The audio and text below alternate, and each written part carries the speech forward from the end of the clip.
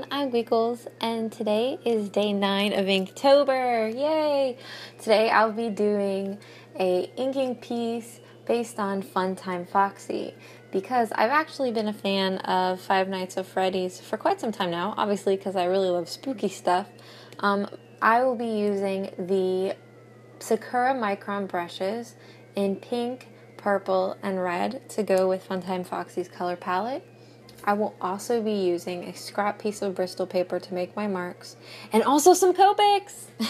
They're the little, I think they're called Ciao Copics, but they're the little ones, and they're pastel, and I've been dying to use them on an Inktober piece thus far. And tonight, I really wanted to change up my tools that I was using for inking, and also throw some color in there, because my stuff thus far has been more or less just black and white with some grays, perhaps with some color splashed in.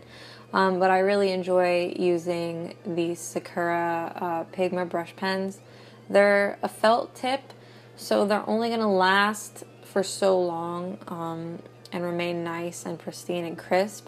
But they're only like $3, $2 or $3, I think. So that's not that bad, especially for something to use to line, and I'm not very gentle.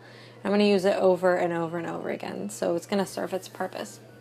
But anyway, back when I first really got into YouTube, it was about a year or so ago, and I was still having some trouble finding a job and finding inspiration, and I was actually really into watching Let's Players while I was looking for a job and just having some rough times at home. It was just bad. I was depressed and all that good stuff. But anyways, Five Nights at Freddy's really let me find a bunch of Let's Player channels that I love today, like Markiplier or Jacksepticeye and all that other good stuff.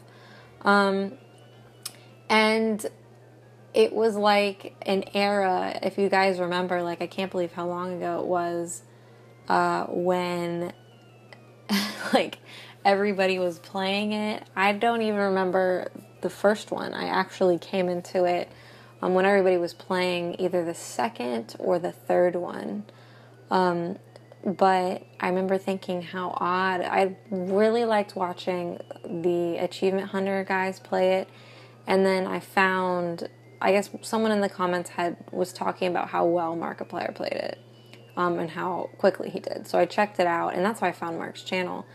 And my brothers and I would watch their videos, Mark and Jax and Achievement Hunters, like every day, and it was like a thing for us to hang out and watch them and just have a good time and enjoy their silly goofiness. So Five Nights at Freddy's is kind of important to me in that regard, not only in that it's a very creative and spooky franchise. I know a lot of people critique it for not really being like a horror game, but I think there's more to it than that, especially if you're a true horror fan. You know that a lot of the times the movies really aren't that spooky. You know that jump scares are a tactic used in most movies, and you pretty much know when they're coming, especially if you watch horror things all the time. And I know that I personally am not necessarily into spooky stuff to be scared, because a lot of it really isn't scary.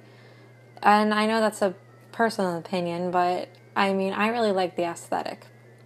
And I personally, when I was younger, remember Chuck E. Cheese, and that was a super fun place, and everybody loved going there and playing games. So the fact that Scott took that, like our childhood memories or love, if you were in the 90s, in a time where perhaps animatronic pizzerias and that sort of thing was a big deal, and he took that and he ran with that, and the concept that something like a safe place for kids where we're supposed to go and have fun and make it creepy is just, I think it's very creative, and I love it, especially because, I mean, who didn't go to Chuck E. Cheese and think that those things on stage were so creepy?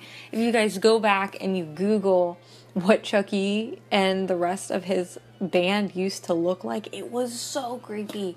And the way that Chuck E. Cheese has evolved is very similar to how the designs for Freddie and Bonnie and Foxy and Chica all came to be, like how they weren't fuzzy anymore, and then they made them plastic and toys, and it's really cool.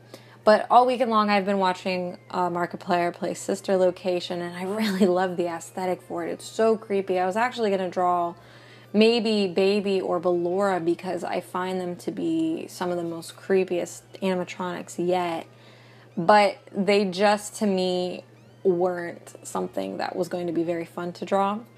And Foxy and Chica and Bonnie are obviously faves to draw. So I wanted to draw Funtime Foxy because I love the aesthetic that she's supposed to be like really cute and have all this lipstick. But at the same time, you know, Foxy is like the fastest, swiftest animatronic that gives you the hardest time always. So I love the mirror and the fact that she's probably one of the sweetest looking ones out of all of them, even though they're all pretty.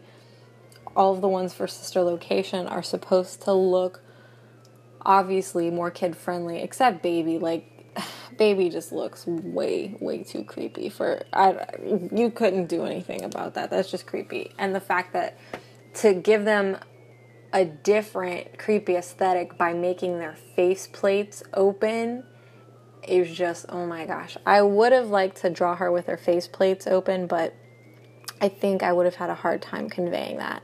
But anyways, I had super fun. I had a lot of fun drawing this. I hope you guys enjoyed it, and I hope you're enjoying Inktober. Leave a like or comment down below, and I hope you guys have an amazing week. I'll see you in the next video. Bye-bye.